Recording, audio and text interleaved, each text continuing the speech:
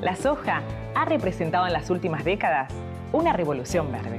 Por eso veamos estos datos. Argentina es el tercer país productor de soja en el mundo.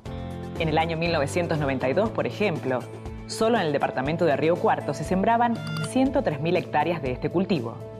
Hoy, la superficie alcanzada por el mismo es 5 veces mayor.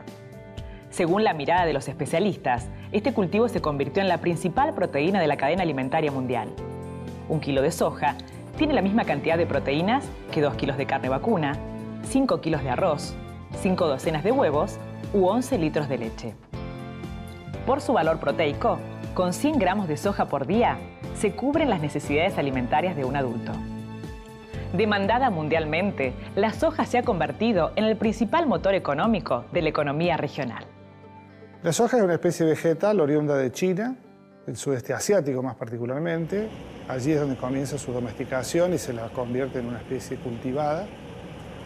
Y su camino hacia el occidente es bastante más reciente, hacia el año 1700, digamos. Y es denominada como la planta de los 1000 usos, dado que tiene cualidades no solamente industriales, sino también alimenticias muy importantes, y de ahí que se haya ido difundiendo a otras regiones del mundo.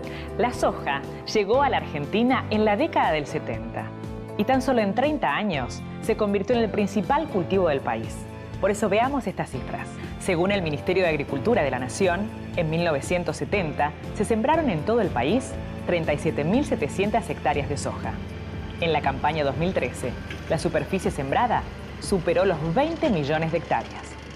En la región central del país, básicamente la provincia de Córdoba, y bueno, con muy buenos resultados a tal punto que llegó a ocupar una superficie más allá de la prevista en sus proyecciones. Esa expansión en la provincia desplaza fuertemente el cultivo de maní, de lo que eran los departamentos de la región central y norte de Córdoba, donde estaba el maní era el cultivo más importante y tenía una historia de más de 50 años. Y luego avanzó también progresivamente hacia la zona central y hacia el sur de la propia provincia de Córdoba. Hoy de la superficie cultivada en Córdoba, me atrevería a decir que alrededor del 80% o el 75 al 80% de esa superficie está ocupada por soja, con alguna alternancia con otros cultivos, fundamentalmente cereales, como el caso del maíz, pero en una relación muy superior a favor de la soja. Si uno analiza los últimos 10 años, de esa relación el promedio da casi 4, 1 a 4. Es decir, que por cada año de maíz hay 4 años de cultivo de soja, ¿no? Y en ese sentido, cuando aquí en el año 1970-71 comenzó a cultivarse y a desarrollarse la soja, hemos estado visitando países, fundamentalmente Estados Unidos, que ya venía siendo un productor importante de soja, y Brasil, para ver cómo había sido el comportamiento del desarrollo de ese cultivo. Y bueno, habíamos visto que había sido bueno y había sido explosivo. Entonces supusimos, y ahí no nos equivocamos, o mejor dicho, supusieron nuestros antepasados, de que la soja iba a ser en Argentina un cultivo gravitante, y también empezaron a dotar de tecnología a la industria aceitera, a AGD, para moler soja.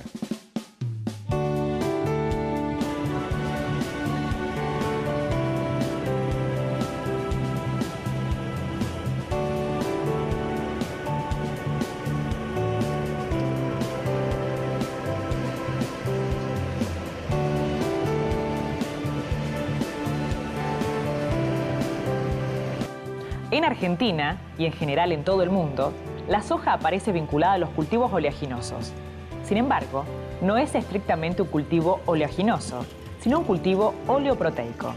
Su principal producto es la harina, que es lo que queda luego de obtener el aceite. Soja tiene una gran adaptación a las condiciones de variación de humedad.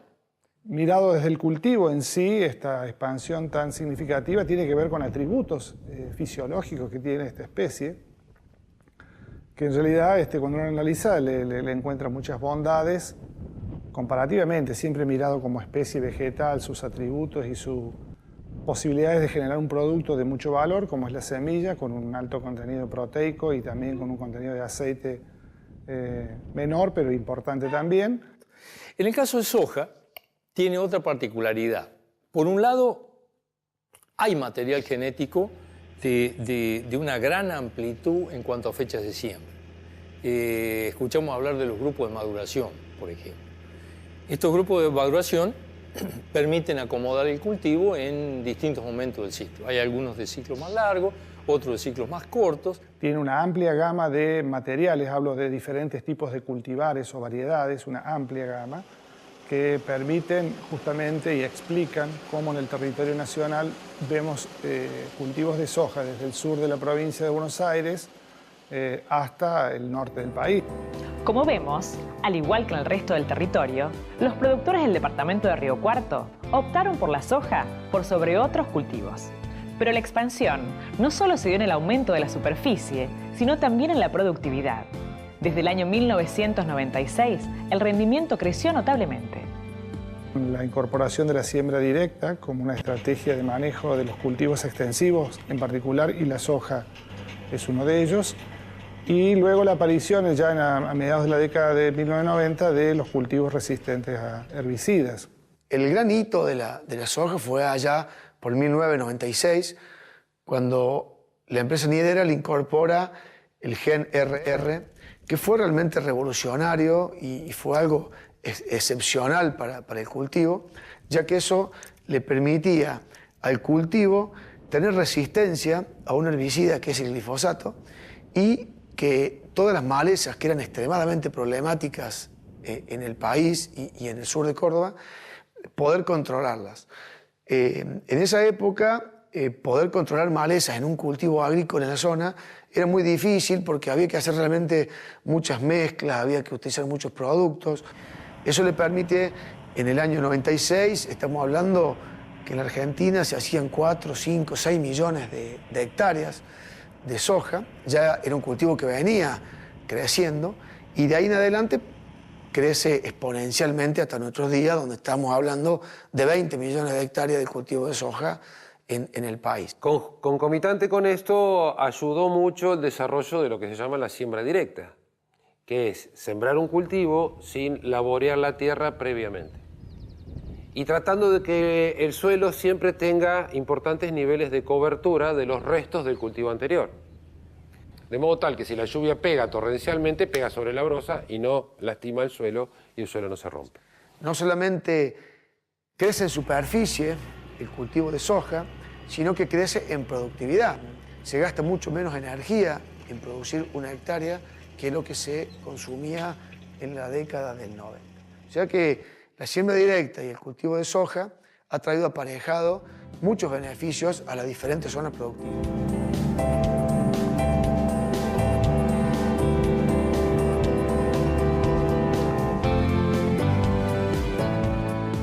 El boom de la soja en la Argentina tuvo algunos efectos, como el corrimiento de la denominada frontera agrícola. Antes del boom, la región pampeana era por excelencia una zona ganadera y también dedicada a otros cultivos. Sin duda, la llegada de la soja le cambió la fisonomía a la región.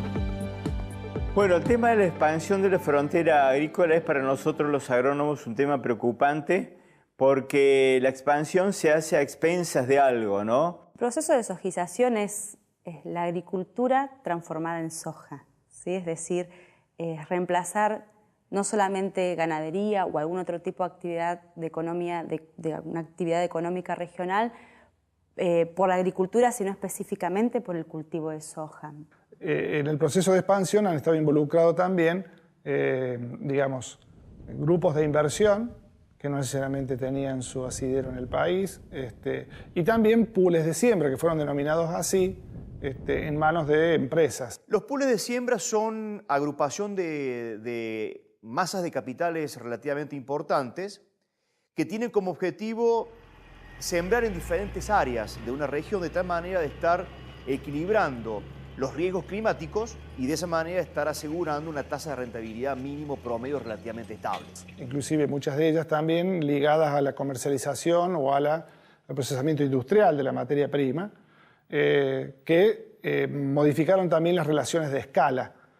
Cuando pensamos el avance de la agricultura en zonas de piedemonte o de sierras, nos tienen que llamar la atención otros procesos que tienen que ver con que nosotros en la zona de sierra tenemos la fuente de agua, por ejemplo. Entonces, el avance de la frontera agrícola viene asociada a todo un paquete de producción en el cual también tenemos productos agroquímicos, en el cual el incremento en los últimos, nosotros trabajamos unos datos del censo desgraciadamente desactualizados, censo 88-2002, en el cual había más del 1000% de incremento de aplicación de agroquímicos en las pedanías del departamento de Río Cuarto, en la zona de las sierras. Eso pensando que es el lugar donde tenemos la fuente de agua dulce, de la cual nosotros nos abastecemos, creo que no es un dato menor.